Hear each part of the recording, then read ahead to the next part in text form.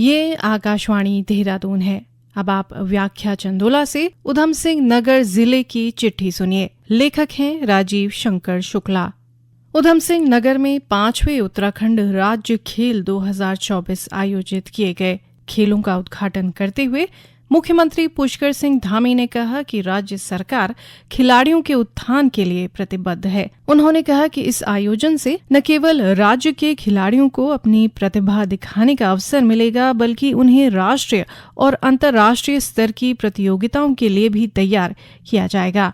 राष्ट्रीय कृषि विज्ञान अकादमी की ओर से 17वीं कृषि विज्ञान कांग्रेस और एक्सपो पहली बार उत्तराखंड में अगले वर्ष 20 से 22 फरवरी तक पंतनगर में आयोजित किया जा रहा है। कृषि का महाकुंभ कहे जाने वाले ये 3 दिवसीय आयोजन विकसित भारत के लिए कृषि में अग्रणी विज्ञान और प्रौद्योगिकियां विषय पर केंद्रित होगा। कृषि विज्ञान कांग्रेस का उद्देश्य दुनिया भर के अग्रणी शिक्षाविदों, शोधकर्ताओं, छात्रों, किसानों और उद्यमियों को कृषि खाद्य प्रणालियों के सभी पहलुओं पर अपने शोध निष्कर्षों, विचारों और अनुभवों का आदान प्रदान करने का संयुक्त मंच प्रदान करना है। कृषि विज्ञान कांग्रेस में देश और विदेश से लगभग 2500 प्रतिनिधियों, बड़ी संख्या में किसानों और स्थानीय लोगों के हिस्सा लेने की उम्मीद है। एग्री एक्सपो में सार्वजनिक और निजी क्षेत्र के अनुसंधान संस्थानों, विश्वविद्यालयों, कृषि उद्योगों, एजेंसियों और गैर सरकारी संगठनों की नवीन कृषि तकनीकों का प्रदर्शन किया जाएगा।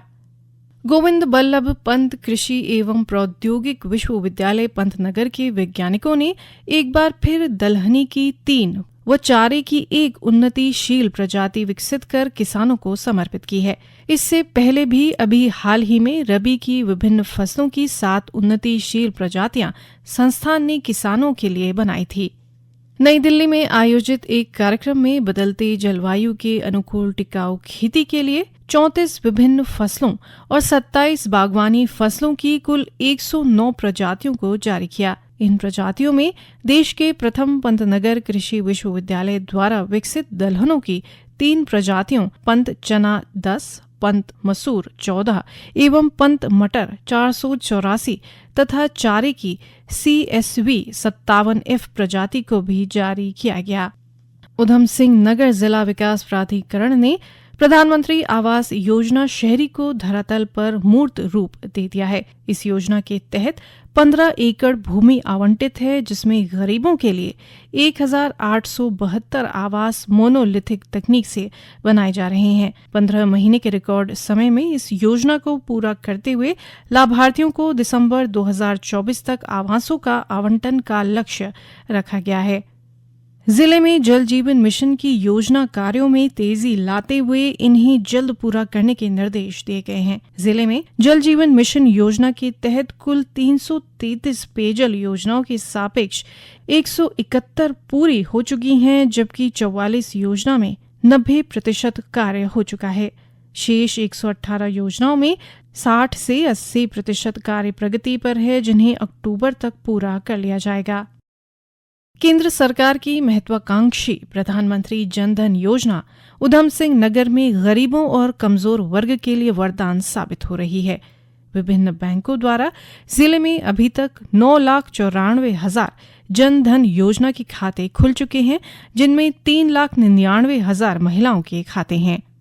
केंद्र सरकार ने उधम सिंह नगर के खुरपिया क्षेत्र में एक औद्योगिक स्मार्ट सिटी के विकास का निर्णय लिया है। इसके लिए सरकार ने 1,265 करोड़ रुपए की मंजूरी दी है। ये औद्योगिक स्मार्ट सिटी खुरपिया के 1,002 एकड़ में स्थापित होगी। इससे बड़ी संख्या में लोगों को रोजगार के अवसर प्राप्त होंगे और पलायन पर भी अंकुश लगेगा। केंद्र सरकार की महत्वाकांक्षी योजना स्वच्छ भारत मिशन के उधम सिंह नगर के ग्रामीण क्षेत्रों में बेहतर क्रियान्वयन के लिए स्वास्थ्य विभाग ने अहम कदम उठाए हैं। जिले के 7 विकास खंडों की 163 ग्राम पंचायतों में 100 सामुदायिक शौचालय, 233 शौकपिट और लगभग 1,000 निजी शौचालयों को बनाने का काम चल रहा है। श्रोताओं, इसी के साथ जिले की चिट्ठी का ये अंक यहीं समाप्त होता है। नमस्कार।